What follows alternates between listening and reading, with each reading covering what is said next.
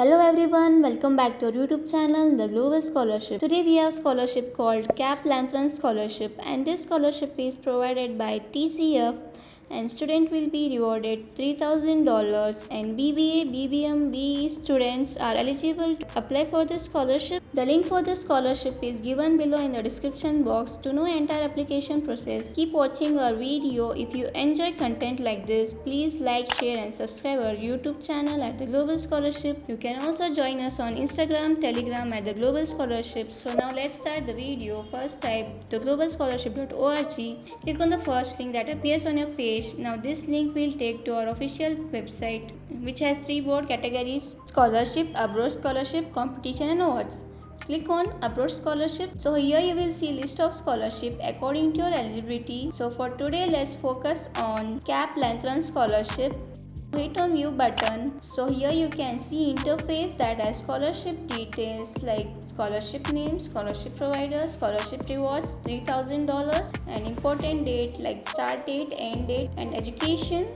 BBA, BBM, BE are eligible to apply for this scholarship. After that, I want you to go through the scholarship description once to know the intent behind the scholarship provider. Once done with that, check out the eligibility criteria that is given here. Read it carefully. Moving down, you will see how to apply for the scholarship. So hit on click here and apply button. This is the scholarship application form. You need to fill the details that have been asked. So here in this first page, they have given details for direction and application package and scholarship eligibility. Moving on to next, you will see application status section. So here you need to tick yes or no if you applied before. So if yes, you need to mention the date and names. Moving to next, personal data section. You need to fill your name, mailing address and city and telephone number and state, zip code, date of birth, and select gender accordingly. And next comes eligibility section. Here you need to tick